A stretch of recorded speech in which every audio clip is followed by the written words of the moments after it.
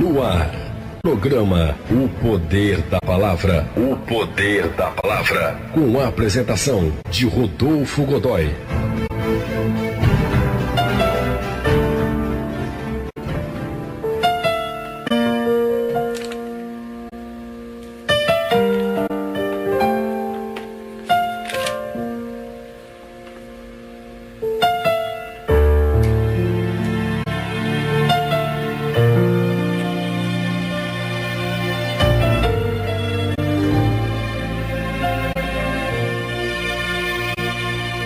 Nós vamos ler duas palavras hoje. A primeira palavra está em Romanos capítulo 1, versículo 16. Romanos capítulo 1, versículo 16, diz assim: porque não me envergonho do evangelho de Cristo, pois é o poder de Deus para a salvação de todo aquele que crê, primeiro do judeu e também do grego. Depois, nós vamos para a primeira carta de Coríntios, capítulo 1, versículos 22 e 23. O texto diz o seguinte: porque os judeus pedem sinal e os gregos buscam sabedoria, mas nós pregamos a Cristo crucificado, que é escândalo para os judeus e loucura para os gregos.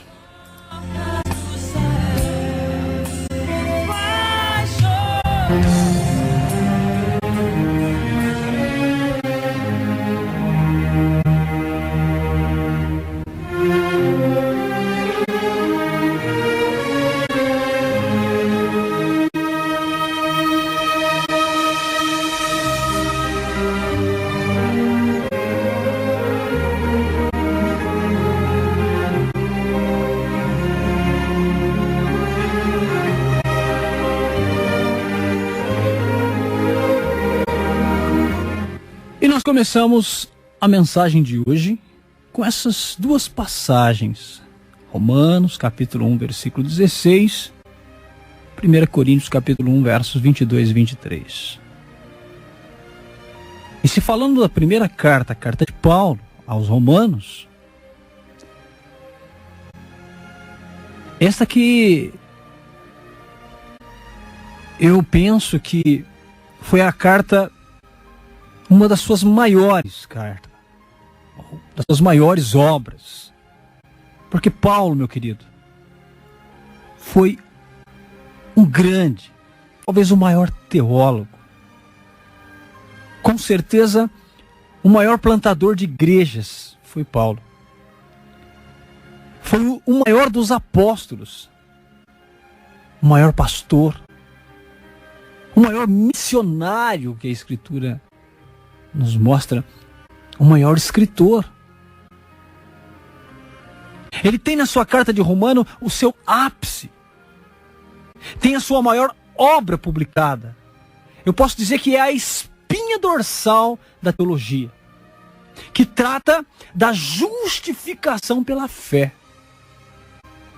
Então, no capítulo 1, quando ele está fazendo as suas apresentações, falando do propósito da carta, ele então vai dizer lá no versículo 16. O que nós lemos no versículo 16? Deixa eu pegar aqui. Quando ele está fazendo a sua apresentação, apresentando a carta, né? A quem a carta estava sendo endereçada. O que é que diz aqui? Versículo 16. Porque não me envergonho do evangelho de Cristo, pois é o poder de Deus para a salvação de todo aquele que crê, primeiro do judeu e também do grego. Vamos deixar aberto aqui. Então Paulo vai trazer algo interessante para nós. Quando diz, eu não me envergonho do evangelho. Veja, esta carta estava sendo escrita para os cristãos em Roma. Ali era a capital mundial daquela época. É onde estava a sede do Império de Roma. Ali que predominava o império com toda a força, com toda a tirania Tudo partia dali, daquela época. Mas por que Paulo vai dizer isso então, querido? Ele estava dizendo com essa frase que, para muitos, o evangelho era motivo de vergonha. Era motivo de escândalo. Para as línguas e para as etnias predominantes daquela época. Ou seja, os gregos, os judeus, os romanos, os gentios, os bárbaros. Então, na primeira carta aos Coríntios, ele vai dizer que os judeus procuravam um sinal, os gregos procuravam sabedoria, mas nós pregamos Cristo crucificado. Escândalo para os judeus, loucura para os gregos. O que Paulo estava dizendo, querido? Que o evangelho, na época, que poderia ser anunciado para os gregos, para os judeus, ou a cultura grego-romana, era um motivo de escândalo. Por que para os judeus era um escândalo? Porque eles esperavam um Messias diferente desse que Paulo estava anunciando. Paulo anunciava que o Messias ali era o filho de um carpinteiro. Era de Nazaré. Ou seja, era um galileu nazareno. Que morreu condenado num objeto de execução romano. Um objeto de maldição para os judeus. Ele estava dizendo que esse homem da Galileia, que foi executado, que foi morto, maldito, era o Messias. Então esse era um escândalo. Eles não poderiam acreditar, não poderiam suportar isso. E para os gregos? Dizer que um homem de uma terra longínqua veio na terra morrer pelos pecados e dar a nós a vida eterna, isso é loucura. Porque eles diziam, nós estamos acostumados com filosofias, nós estamos acostumados com a lógica, nós estamos acostumados com coisas óbvias. Mas isto, Paulo, isto é um escândalo. Então você vai ver o apóstolo Paulo, ele que foi criado aos pés de Gamaliel. Gamaliel era filho de um rabino chamado Simão, neto de Hilel. Hilel que era o criador da famosa escola rabínica chamada a Escola de Hilel. Então ele foi criado em toda a ciência judaica para ser um doutor da lei. E também ele era um cidadão ali de Tarso. Ou seja, possuía muito conhecimento filosófico, tinha uma cultura enciclopédica. Falava aramaico, falava latim, falava grego. Mas quando Paulo foi anunciar a mensagem aos gentios, aos judeus, sabe o que ele foi pregar ali, querido? Que um homem de Nazaré morreu amaldiçoado no madeiro para salvar eles, para salvar eu, para salvar você. Veja, ele não pregou cultura, ele não pregou judaísmo, ele não pregou filosofia. Ele pregou a loucura do evangelho. O escândalo de um homem que se diz Deus em carne, sem pecado, amaldiçoado, morto, ressurreto no terceiro dia, dará aos homens vida eterna mediante o arrependimento e a fé. Ele dizia que através desses homens eles seriam justificados das suas obras. E isso, meu querido, era um escândalo. As pessoas consideravam isso loucura. O cristianismo depois disso foi perseguido, foi açoitado. Por quê? Porque se levantou algo que contrariava os costumes da religião da época, dos religiosos daquela época. Tudo que era lógico, tudo que era lógico, tudo que a religião permitia, os paralelismos. Aquilo que Paulo estava pregando era contrário a tudo isso. Paulo trouxe ali uma religião única. Paulo trouxe ali algo diferente do raciocínio lógico e filosófico. E ele vai dizer que é escândalo. O que nós aprendemos aqui, irmão? Amados, nós não podemos diminuir o escândalo da cruz. Nós não podemos diminuir o escândalo do evangelho. Nós não podemos diminuir a força que esse evangelho tem em oposição a essa cultura, ao mundo, à sociedade que está caída. Veja, querido, a superficialidade do cristianismo que aí está, nesta geração contemporânea.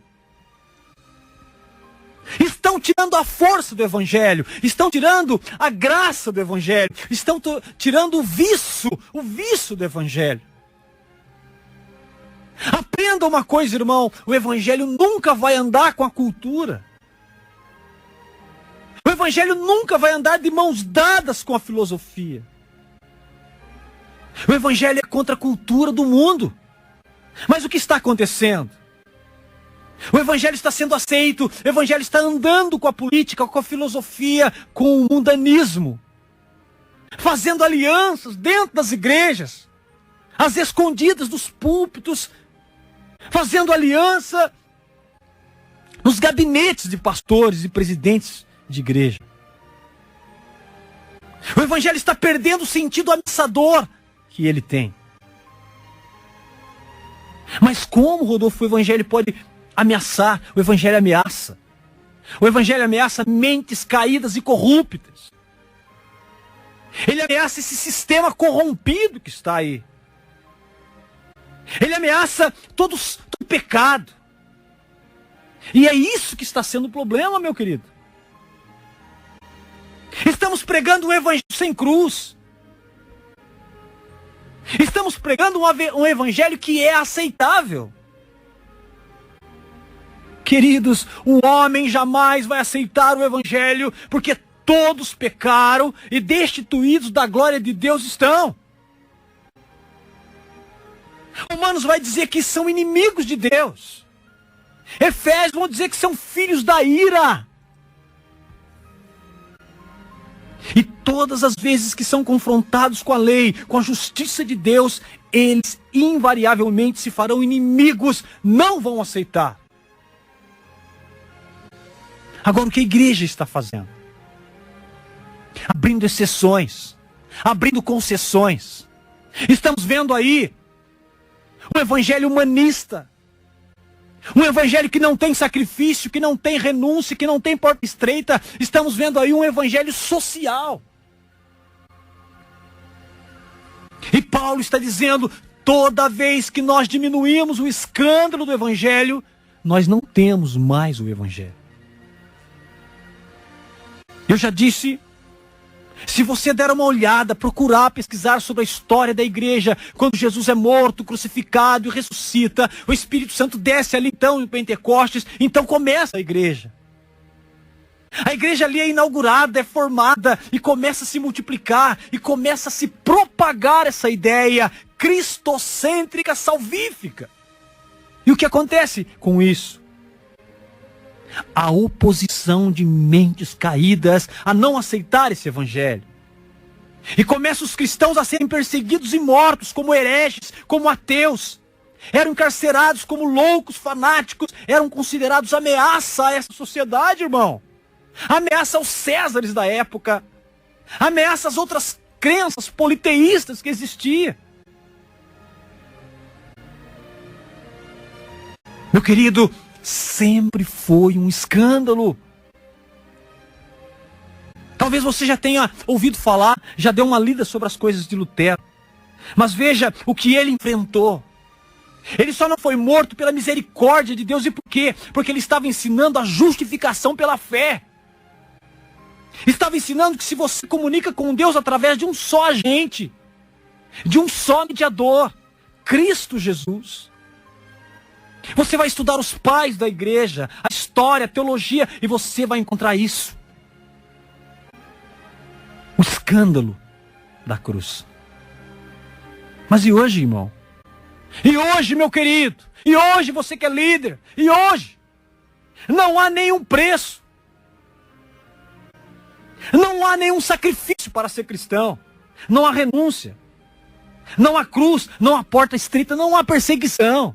Não venha me dizer que essas briguinhas de igreja é perseguição. Isso é falta de oração. Isso é falta de conversão.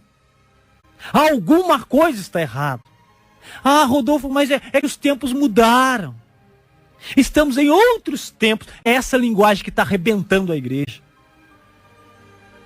Quem faz a história no tempo são os homens.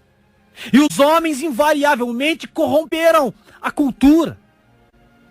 Corromperão a cultura porque a cultura não é corrompida por si só. Os homens que a corrompem, porque os homens estão caídos. Mas aonde está aí o escândalo da cruz? Cadê as perseguições? Os martírios? A gente não está falando aqui de fanatismo inconsequente, pessoas pegar uma cruz e se martirizar, pessoas começar a se cortar para dizer que está sofrendo. Não, não é disso. Mas pelo simples fato de representarmos a Cristo, de termos o Espírito Santo em nós, pelo simples fato de sermos justificados e termos a mente de Cristo. E não tenha dúvida, meu querido, quando isso começar a acontecer na nossa vida, vai começar as oposições. Lá na escola, lá no emprego, nas ciências humanas. Oposição aonde tiver trevas. Mas o que nós queremos? Nós queremos receber um evangelho que não é loucura. Nós queremos receber um evangelho que está andando lado a lado com o mundo, na moda, na sensualidade, na vaidade. Os cultos que estamos prestando são cultos aos homens. Os louvores, na maioria deles, exaltam o homem, não a Deus. Estão consultando os mortos a favor dos vivos. Estão colocando ciências sociais, estão colocando autoajuda nas igrejas, psicologia. Consultando os filósofos dos passados, com seus ensinamentos, para colocar dentro das igrejas. Mas a Bíblia diz o quê? Ninguém pode pôr outro fundamento além do que está posto, Cristo Jesus. Mas quem está ditando as regras da igreja hoje? As ciências sociais, a psicologia, a filosofia. Não que a filosofia seja descartável, mas o evangelho, querido, não é filosofia. O evangelho é uma história verídica de um Deus justo que justifica pecadores através do seu Filho pregando no madeiro. Isso que é a loucura. Você acha que os líderes políticos mundiais conseguem compreender isso e não se escandalizar? Jamais, meu irmão. Isso é um escândalo. É um escândalo não oferecer vida boa aqui na terra. Por isso que os evangelhos de hoje oferecem, porque é um evangelho mundano. É tão interessante que a gente vê as histórias dos mártires, a gente vê as histórias dos apóstolos, da própria igreja, dos reformadores de sofrimento.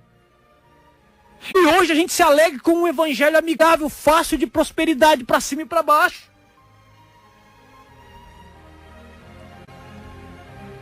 O evangelho não oferece facilidade para ninguém. Esse evangelho que está sendo propagado nas mídias, na maioria das igrejas contemporâneas e até nas tradicionais, de que tudo é cura, de que tudo é bom, de que tudo é maravilhoso, não é o evangelho de nosso Senhor e Salvador Jesus Cristo. E alguém certa vez disse aí na rede social, fala do evangelho primitivo, mas não vive o evangelho primitivo. Mas eu quero dizer uma coisa, meu querido.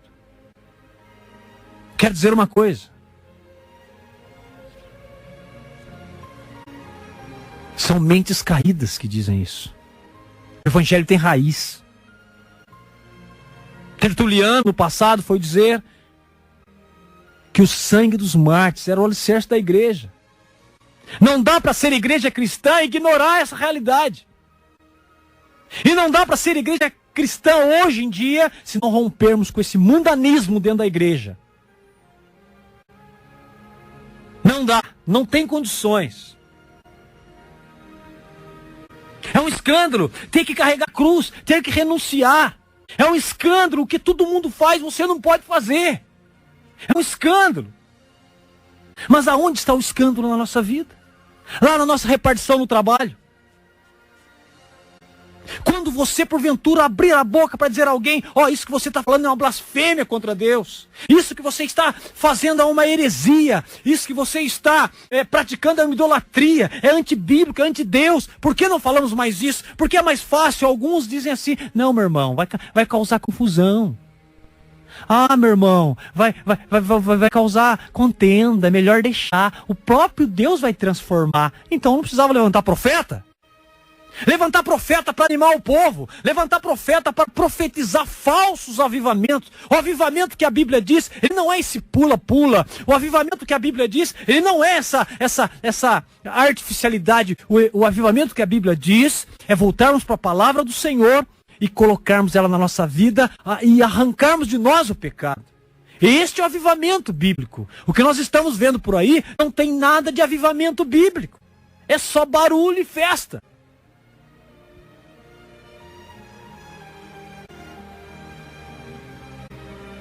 Se você, se eu, se nós começarmos a buscar em Deus, sermos verdadeiros cristãos, não vai demorar muito para te chamar de louco, débil mental, como eu fui chamado essa semana.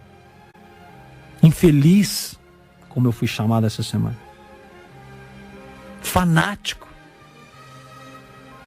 Esclerosado. Pessoas vão virar a cara para você, meu irmão, quando você começar a falar das verdades da Bíblia. Por quê? O que nós estamos vendo por aí? Fotos, caras e bocas.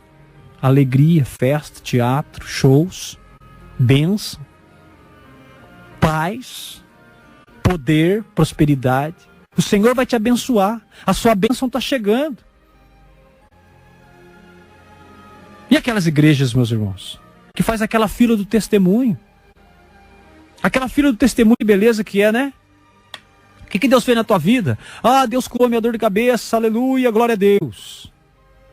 Deus transformou, Deus curou o câncer, e aleluia, glória a Deus. Deus, eu tinha um carrinho de pipoca, mas eu confiei no dízimo da igreja, Deus me deu a fábrica da pipoca. Glória a Deus. Aleluia. Aonde está o evangelho aí, meu irmão? E aqueles outros que aparecem com carinha de santo, dizendo, vem ser meu parceiro, vem me ajudar nessa obra. Aonde está a exposição do evangelho aí?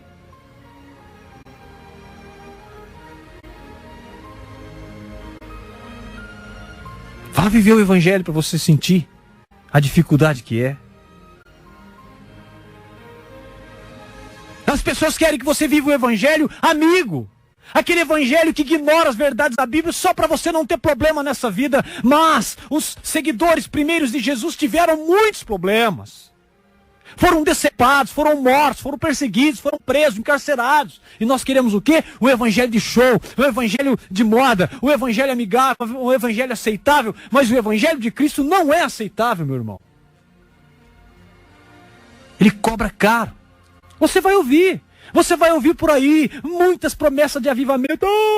O Senhor vai avivar a minha casa. Olha, receba agora a bênção. Receba aí, meu irmão, o abraço, o beijo do Espírito Santo. Receba aí o fogo do Espírito Santo. Receba o quê? Eu quero te perguntar, aonde você está vendo um verdadeiro avivamento bíblico? Não está acontecendo nada, em nenhum lugar. Aonde está acontecendo poder e milagre? Aonde? Em nenhum lugar. São meros shows, representações. Por quê? Porque o Espírito Santo, ele não vai compactuar quando a tua palavra, a palavra de Deus, ela não é exposta, ela não é explicada, ela não é valorizada, ela não tem primeiro lugar. Então como que ele vai assinar embaixo? Como que Deus vai operar milagres e prodígios se a sua palavra não está sendo respeitada? É euforia, são grupos eufóricos, meu querido. Tempos eufóricos, só isso e nada mais. Quando não se tem a totalidade da palavra. Você vai encontrar, a história vai mostrar, lá na igreja primitiva sim, mesmo que você não queira aceitar, é lá que está o exemplo, lá nos pais. Porque que superficialidade é essa que nós estamos vendo? Casamento e segundo casamento dentro da igreja. Como no mundo. Divórcios, gente. Encontros para segundo casais. É antibíblico. Divórcios, fornicação, gravidez de solteiros dentro da igreja. Bebida, cigarro, entorpecente, tatuagem, piercing, festa religiosa, de profanidades. E outras coisas desse tipo. Não há dificuldade nenhuma. Querido, esse não é o evangelho da cruz. Aonde está a cruz aí? E os cristãos? E a igreja? Domingo, churrasco. Feriado, festa. Jogo de futebol. Passeio. Pizza. Qual é a preocupação dos cristãos de hoje? Que Deus tagarela, como Paulo tagarela de Filipos? Que deles? Estão na praça? Não estou vendo. Estão dentro das igrejas? Não estou vendo. Cadê o homem que foi preso em Roma, que foi degolado por Nero? Cadê esses homens? Não tem. Ninguém quer saber disso. Querido, Paulo morreu sem nenhum centavo. Não tinha prosperidade. Não tinha nenhum familiar do seu lado. Não teve condecoração. Por quê? Porque ele pregava a loucura do evangelho. O escândalo da cruz. É tão interessante que uma igreja em Jerusalém infestou a cidade. Hoje nós temos 50 num bairro, mas nem o vizinho se converte. E você está falando que Deus está assinando embaixo? Não está. Eu já disse outra vez aqui. Mas o que nós vamos fazer, Rodolfo? Para onde nós vamos? Vai orar e pedir para Deus mostrar algo a mais.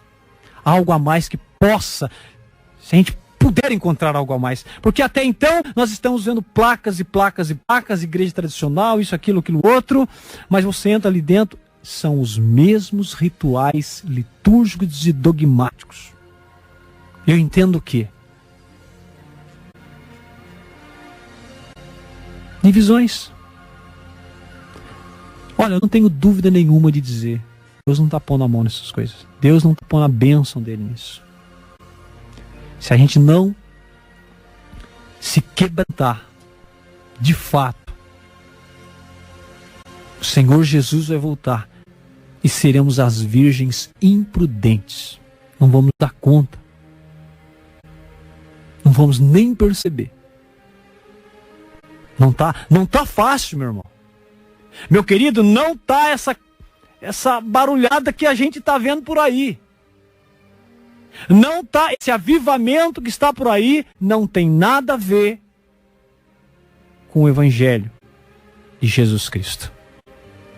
Não tem nada a ver, não é isso. Não vá por isso. Você pode ler a Bíblia, você pode buscar conhecimento. Deus vai te dar. Deus vai te dar sabedoria, meu irmão. Deus vai te dar maturidade. Deixa Deus te contristar. Deixa Deus te mostrar. Não vá no embalo. Tem algo mais. Comece a sentir na pele. Não vem dizer para mim, lá na igreja tá uma perseguição danada. A irmã não deixou eu mais trabalhar na igreja. O pastor me tirou. Isso não é perseguição não, irmão. Isso é falta de oração. Uma igreja que vive toda brigando entre si é perseguição? A pastoral. Eu não quero nem falar sobre essas coisas, que não entra nem nesse contexto. Nós dividimos o grupo, sabe por quê? Não, Deus mandou. Põe essas palavras na boca de Deus. E não fale que perseguição é aquelas brigas carnais dentro do seu departamento. Isso é falta de oração. Isso é falta de unção. Não tem nada de perseguição aí. Tá? Trabalhos inteiros divididos e arrebentados. Isso aí não é perseguição, não. Isso aí é falta de crescimento e maturidade. De visão espiritual. Falta de oração. Falta de leitura bíblica. Falta de intimidade com Deus. Mas como eu disse, chega a noite tudo se transforma. roupa bonita, paletó bonito, terno bonito, tênis bonito, sapato bonito, glória a Deus. Mas Deus vê o meu e o seu coração. Ou a gente dá uma guinada, uma virada total, ou vamos continuar fazendo da igreja um picadeiro de circo. Há quanto tempo não se converte ninguém aí na sua igreja? Conversão, não estou falando de visita. Porque o que mais acontece agora é visita. Visita 2, 3 vezes, já põe para cantar, já põe para pregar, passa 2 meses e foi embora. E ninguém sabe nem o endereço da pessoa. Essa que é a igreja de Jesus? Essa que é a igreja de Cristo aqui na terra, representante da igreja celestial? É esta? Não é, meu querido. Isso não é a igreja de Cristo. Nunca foi. Nunca foi.